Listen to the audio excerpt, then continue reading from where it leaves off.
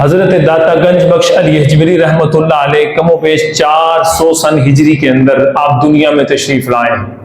ابھی 1450 سن ہجری گزر گئی، یعنی یوں کہہ سکتے ہیں کہ 1000 سال آپ کی ہستی کو معرض وجود میں تشریف لائے ہوئے ہو گیا ہے، اور اس اعتبار سے تقریباً 883واں عرس جو آپ کا اس سال منایا جائے گا۔ تقریباً 34 سال کی عمر میں مبارک میں آپ لاہور تشریف لائے ہیں، لاہور کو نوازا ہے، یہاں پر آ کر آپ نے نیکی کی دعوت کو عام کیا ہے۔ یہ ہر مسلمان کا فرض منصبی ہے، ہر مسلمان کے لیے ضروری ہے کہ جب وہ مسلمان ہے تو نیکی کی دعوت دینا، برائی سے منع کرنا اس کا فرض منصبی ہے کہ وہ ادا کرے۔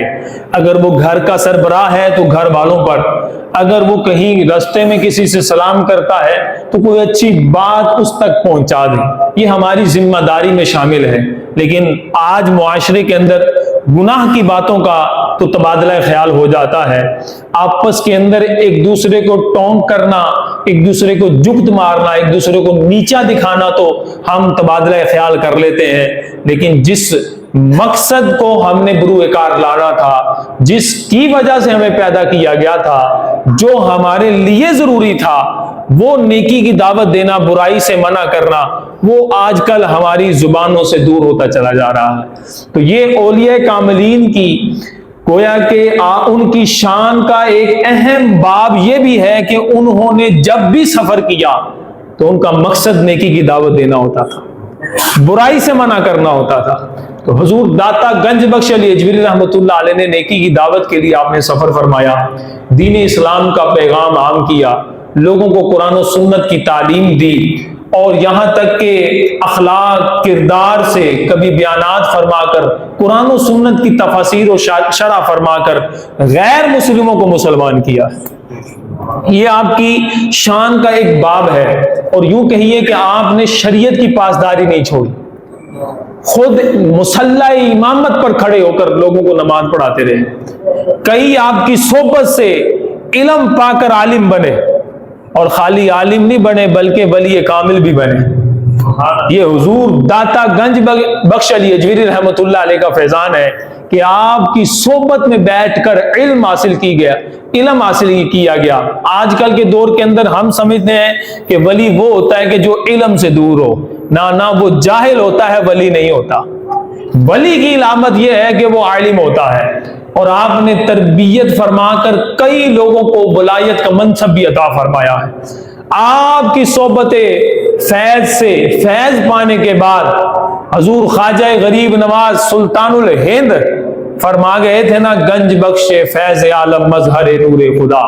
ناک کی سارا پیر کامل کاملہ رہنما۔ یعنی ایسا نہیں ہے کہ حضور داتا گنج بخش علی حجویری رحمۃ اللہ علیہ کے آستانے سے کچھ میسر نہیں ہوتا، بلکہ آج بھی چلے جاؤ تو ہزاروں لوگوں کو اللہ رب العزت کی عطاؤں رحمتوں کی ایسی برسات چھما چھم برس رہی ہے کہ کئی ہزار لوگوں کا راشن پانی وہاں سے چل رہا ہے۔ یہ ایک اور باب ہے، لیکن اگر تعلیم و تربیت کا باب دیکھا جائے تو خالی لاہور نہیں بلکہ ہند کے اندر بھی جو علمی نور پہنچا ہے، اور غیر مسلموں کے سینوں کو اندھیروں سے نور کی طرف آپ نے گامزن کیا ہے، چاہے وہ وسیلہ حضور خواجہ خواجگان غریب نواز رحمۃ اللہ علیہ بنے ہیں، لیکن فضان اور فیض حضور داتا گنج بخش علی حجویری رحمۃ اللہ علیہ کا یہ آپ کا فیض ہے۔ اور اس کے ساتھ ساتھ آپ نے انقلاب برپا کیا دین کی تعلیم میں، دین و تربیت کے اندر۔ ہمیں بھی اپنے آپ کو ہر وقت یہی کوشش کرنی چاہیے کہ تربیت کے اندر رہنا چاہیے، اولیاء کاملین کی جو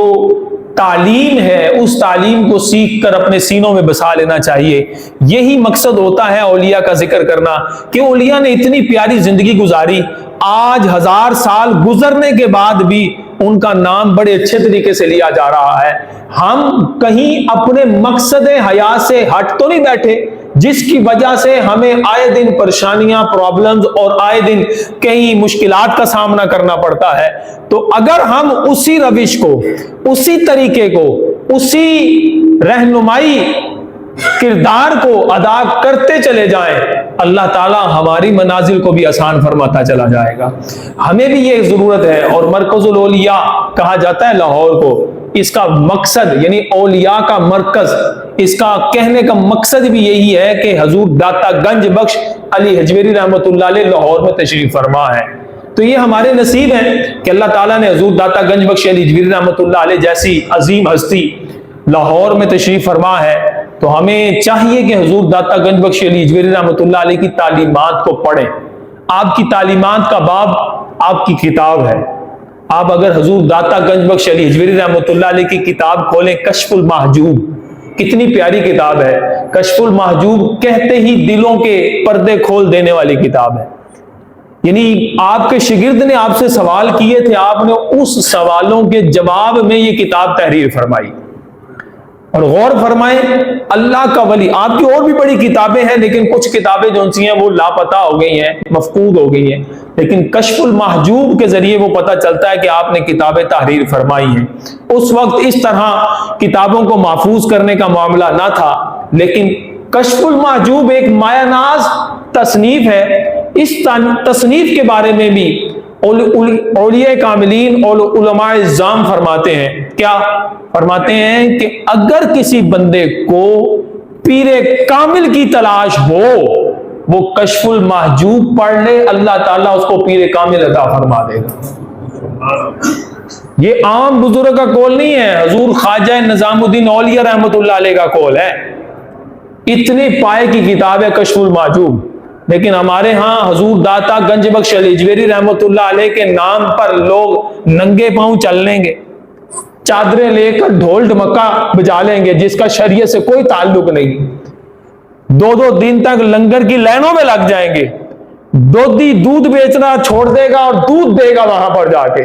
کہ جناب حضور داتا گنج بخش علی حجویری رحمۃ اللہ علیہ کا لنگر ہے۔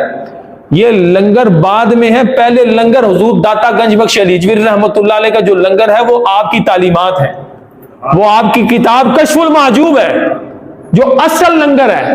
اگر یہ لنگر ہمیں مل جائے نا تو ہماری دنیا بھی سنور جائے گی، آخرت بھی سنور جائے گی۔